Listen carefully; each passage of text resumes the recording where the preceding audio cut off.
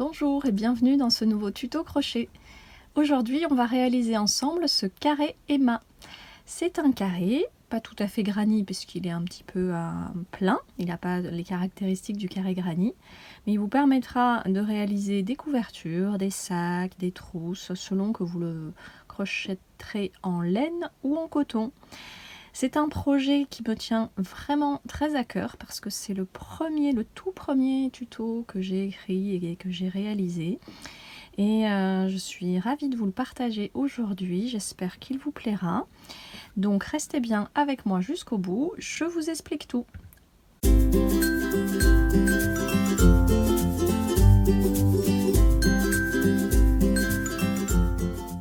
Pour réaliser ce carré, aujourd'hui je vais utiliser de la laine, je vais utiliser des pelotes qu'il me reste puisque c'est seulement pour la démo. Alors pour le cœur, moi j'ai de la Lizzie, c'est une laine dégradée et j'aime beaucoup le rendu que ça donne de faire des cœurs de différentes couleurs, surtout si vous faites une couverture. Et une couleur unie pour le contour, donc là c'est un petit gris clair. Maintenant bien sûr vous utilisez les couleurs que vous souhaitez. C'est une laine qui se crochette en numéro 4 avec une aiguille à laine et une paire de ciseaux bien entendu. Mais sachez que ce projet peut également être réalisé en coton, puisque si vous voulez faire des sacs, des trousses avec, dans ce cas-là, moi je conseille le coton Cupidon, qui se crochette également en numéro 4, parce qu'il est suffisamment épais pour ce type de projet. Si vous prenez un coton trop fin, ça ne fait pas un rendu très joli. Voilà, donc après, libre à vous pour les couleurs. Vous regardez dans vos stocks de laine. Ça peut être aussi un très très beau projet pour finir des fins de pelote de différentes couleurs pour les cœurs et de compléter avec une couleur unie, type blanc, noir ou gris, pour l'ensemble d'une couverture. Allez, on est parti pour le pas à pas.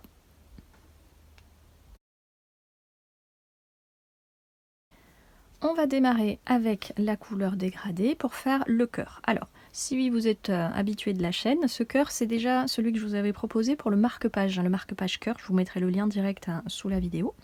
Mais on va le refaire ensemble, vous verrez c'est quelque chose de facile et rapide à faire, moi je l'aime beaucoup. Alors, on va prendre notre laine, faire un cercle magique. Je l'enroule comme ceci autour des doigts. Je passe mon crochet en dessous, je ramène mon fil et je monte une maille en l'air. Je vais rajouter 2 mailles en l'air supplémentaires pour en faire 3 au total. Ici, je prépare 2 jetés, je pique à l'intérieur du cercle et je fais une double bride. 2 jetés, je pique à l'intérieur du cercle, une deuxième double bride, 2 jetés et une troisième double bride. Je continue avec un jeté et une bride à l'intérieur du cercle. Un jeté, une deuxième bride,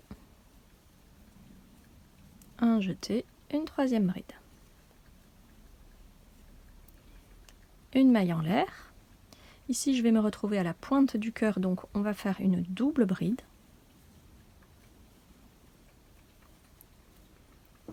Une maille en l'air. Et là, je reviens en retour, en miroir de ce qu'on vient de faire. Donc on va commencer par 3 brides individuelles. Donc, un jeté, je pique dans le cercle et je passe de boucle par de boucles. Ma troisième bride.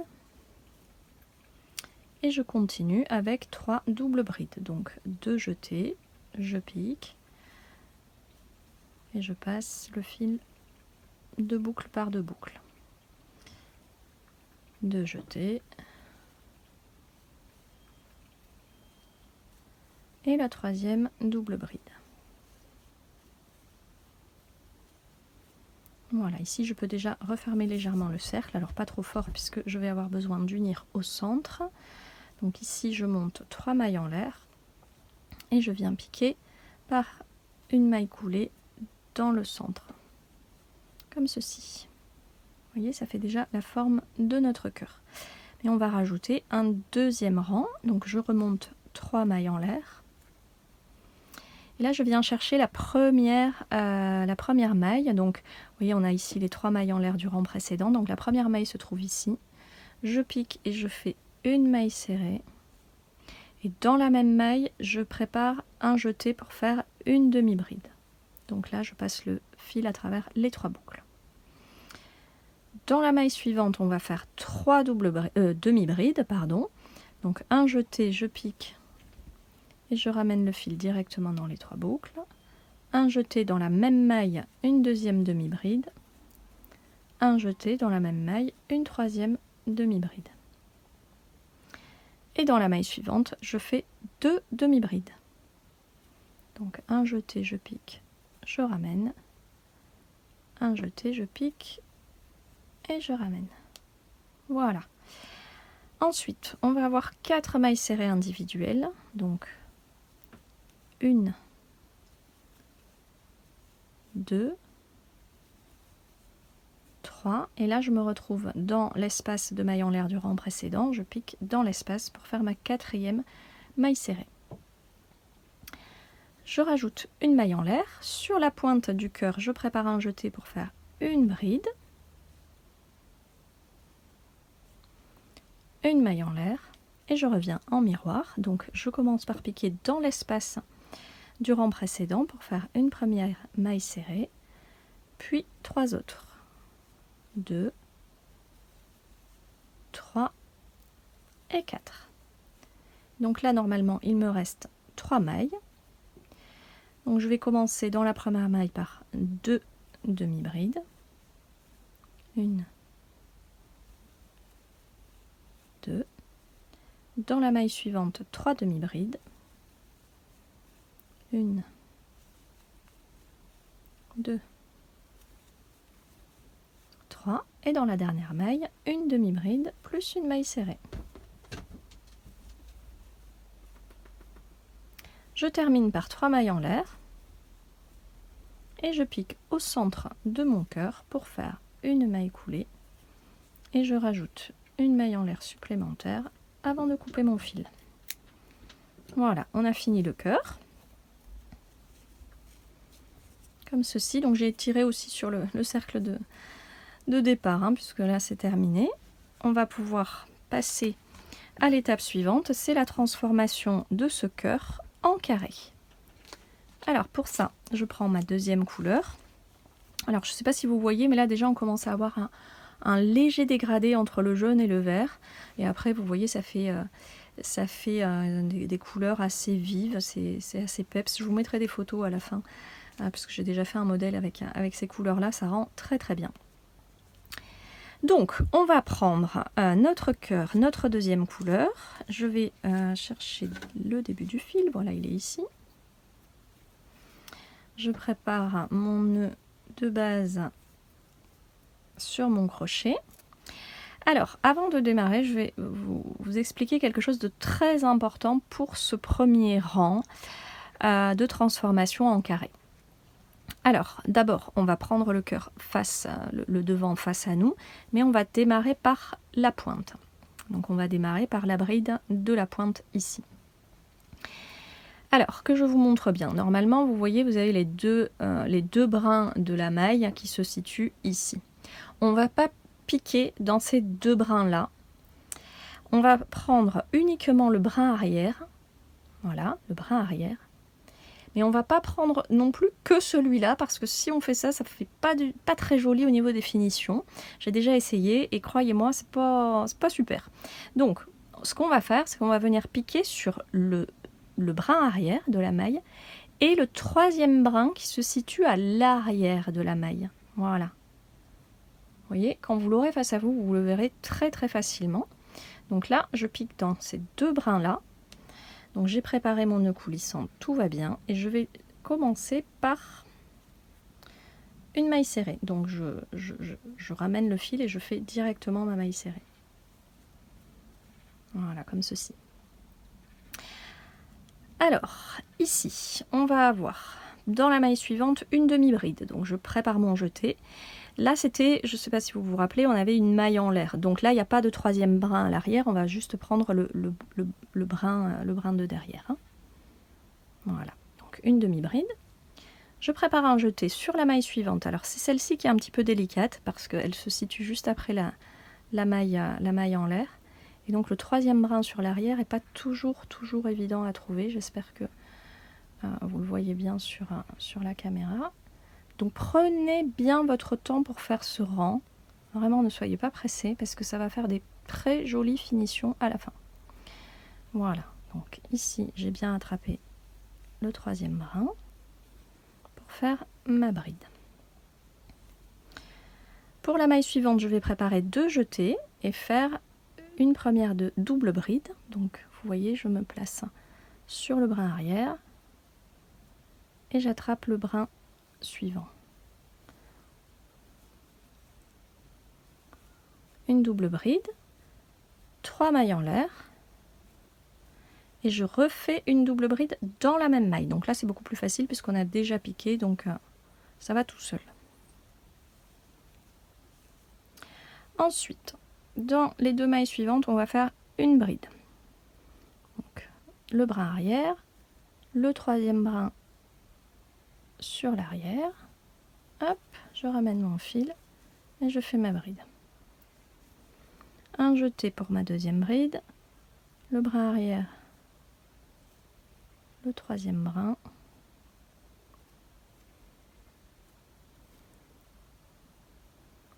Voilà, pourtant j'ai essayé de ne pas crocheter trop serré au rang précédent, mais parfois le troisième brin est un petit peu plus compliqué à attraper, mais voilà, il suffit d'un tout petit peu de patience. Voilà, comme ceci. On va continuer avec 2 demi-brides.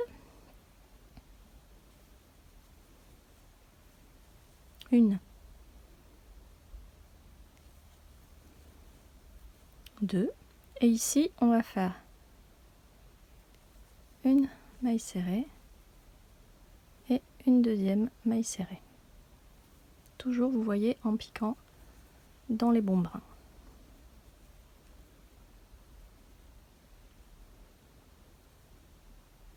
Ici, je fais 3 mailles en l'air et je vais continuer avec des mailles serrées. Vous voyez, en fait, les 3 mailles en l'air correspondent à un angle. Donc là, je continue sur la maille suivante. J'ai mon brin avant ici, mon brin arrière ici, et le troisième brin comme ceci. Voilà. Vous verrez quand vous l'aurez face à vous, ça va venir tout seul. Et si vous voulez vous amuser à faire un exemplaire sans cette astuce, vous verrez tout de suite pourquoi je vous conseille de faire cette astuce. Donc j'ai fait ma première maille serrée, j'en fais une deuxième.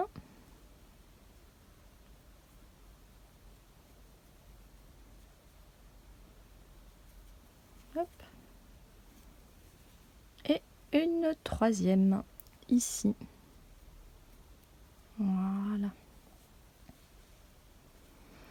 Alors là, on va se retrouver au centre de notre cœur. Donc on va préparer un double jeté, donc 2 jetés, et on vient piquer au centre du cœur pour faire une double bride légèrement allongée. Voilà. C'est un peu la bonne tension du fil, vous allez la trouver la trouver à la pratique pour que votre double bride se situe à peu près au même niveau que vos mailles serrées. Hein. Il ne faut pas qu'elle soit trop serrée, en même temps pas trop lâche. C'est un petit peu délicat. Alors ici, on va retrouver notre prochaine maille. C'est là où il ne faut pas se tromper. Vous vous rappelez, on avait 3 mailles en l'air. Et là, on a une maille serrée, elle est ici. Donc, mon brin arrière, il est là. Et mon troisième brin, il est là. Voilà, donc je continue en piquant dans ces 2 brins là et je fais une maille serrée. Dans la maille suivante, une maille serrée également.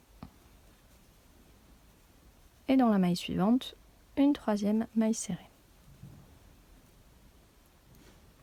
Ici j'arrive à l'angle, donc je fais 3 mailles en l'air. Et je vais continuer sur le côté. Donc là, je fais une maille serrée. Et une deuxième. Donc le brin arrière et le troisième brin. Je continue avec 2 demi-brides. Donc un jeté, je pique dans le brin arrière et le troisième brin. un jeté, je pique dans la maille suivante de la même façon. Dans les 2 mailles suivantes, on va faire une bride individuelle. Donc ici la première et ici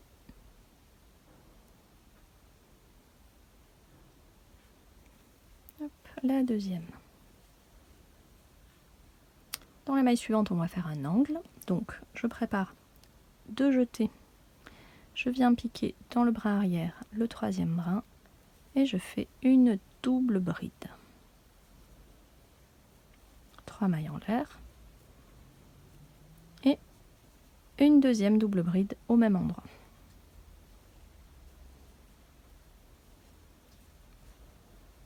Un jeté dans la maille suivante, je fais une bride.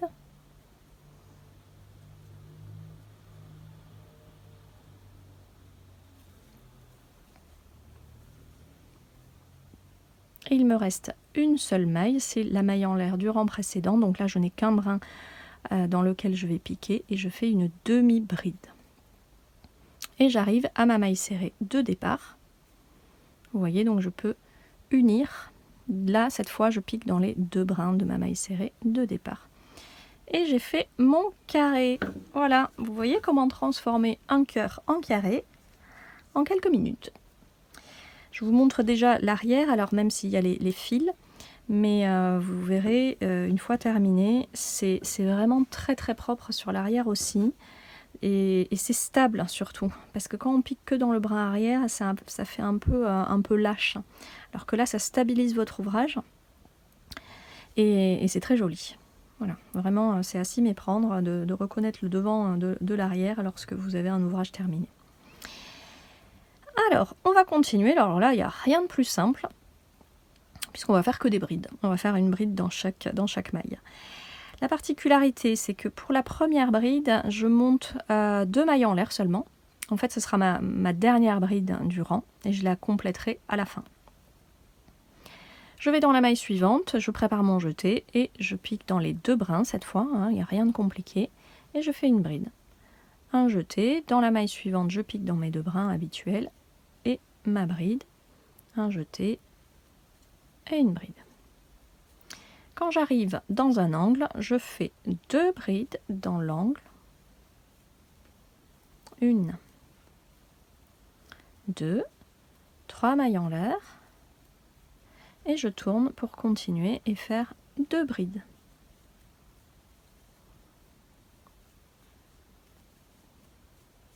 Et là, en fait, je vais continuer comme ça tout au long de mon tour. Voilà, je fais une bride dans chaque bride et dans l'angle, 2 brides, 3 mailles en l'air, 2 brides. Et on se retrouve à la fin du rang pour unir et voir cette particularité dont je vous ai parlé tout à l'heure.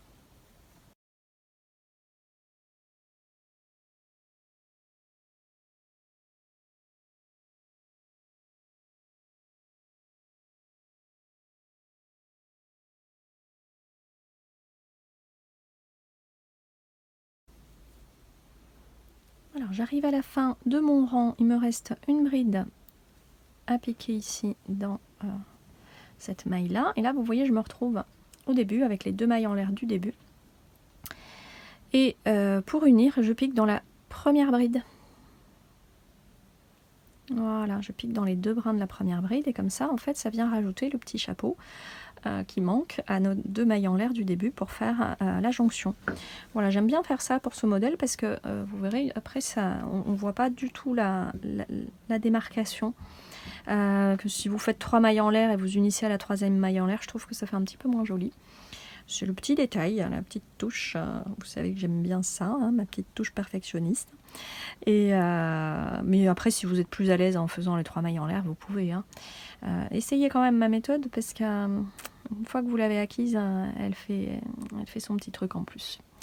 Alors, pour le dernier rang, eh ben, on va faire exactement pareil que ce qu'on vient de faire pour le rang précédent. Je monte 2 mailles en l'air, qui sera ma dernière bride. Et dans cette maille-là, donc la maille suivante, je pique, je fais une bride. Une bride dans chaque bride, et dans les angles, 2 brides, 3 mailles en l'air et 2 brides. rien de compliqué. Là, vous pouvez vraiment rejeter sans réfléchir. Ça va tout seul. Allez, on se retrouve tout de suite à la fin du rang. Me voici à la fin du rang. Il me reste une seule maille, une seule bride. Voilà. Et comme tout à l'heure, je viens unir en piquant dans les 2 brins de la première bride du rang. Comme ceci, vous voyez, ça rajoute le petit chapeau. Donc pour finir encore plus proprement, je viens chercher mon fil par l'arrière. Je le fais glisser sur l'arrière avant de rajouter une maille en l'air et de couper mon fil. Alors je tire délicatement, vous voyez, comme ça je place bien la chaînette. Vous voyez, on ne voit pas du tout la démarcation et comme ça je peux tirer pour faire le nœud. On ne voit pas du tout la démarcation de la couture. Vous avez vu? C'est magique. Alors, voici le petit carré Emma est fini. C'est vraiment archi facile à faire. C'est assez rapide aussi. Alors, je vous montre. Là, j'ai pas encore caché les fils. Il faudra bien sûr penser à cacher vos fils. Je vous conseille de le faire au fur et à mesure parce que c'est quand même toujours fastidieux. J'aime toujours pas ça. Donc, j'essaye de le faire au fur et à mesure. Ou au moins tous les 5 ou 10 carrés pour pas me laisser déborder à la fin de mon projet, surtout si je fais une grande couverture. Alors, je voudrais simplement rajouter 2 petits détails. Regardez déjà donc le devant et le derrière. Voilà. C'est à s'y méprendre, on voit pas, enfin vous voyez c'est assez net, bien sûr il y a une différence quand on est crocheteur, on sait, mais si vous regardez vraiment de près, c'est vraiment net et puis ça se tient bien. Voilà, ça c'est la première chose. Et la deuxième, pour tous les projets en laine comme celui-ci, je vous conseille vraiment de bloquer vos carrés parce que là ça se voit un petit peu, c'est quand même pas très droit. Même si on essaye de garder la bonne tension du fil, c'est normal. Donc je vous conseille vraiment de bloquer vos carrés avant de les unir. Et ça vous permettra d'avoir un ouvrage beaucoup plus joli à la fin. Voilà, et ben je crois que c'est à vous de jouer maintenant, c'est à vous de décider qu'est-ce que vous allez faire de ce joli carré. Je voudrais également vous inviter à me taguer sur les réseaux, je vous mets les hashtags qui vont bien pour que je puisse voir tout ce que vous avez fait de beau avec ces carrés. N'hésitez pas à me mettre en commentaire aussi ce que vous allez en faire. Moi j'avais vraiment envie de le voir voyager, ce modèle-là, je l'adore vraiment. Et j'espère qu'il vous plaira. Donc partagez-moi vos photos sur Instagram et vos commentaires. Vraiment, ça me fera très plaisir. Pour finir, n'oubliez pas de laisser le petit pouce qui va bien sur cette vidéo pour améliorer mon référencement. N'oubliez pas également de vous abonner à la chaîne. Je vais vous passer quelques photos des réalisations que j'ai faites à partir de ce carré. Ça vous donnera quelques idées. Vraiment, les possibilités sont infinies. Je le redis, j'espère vraiment que ce modèle vous plaît et je vous dis à très bientôt pour de nouveaux projets au crochet.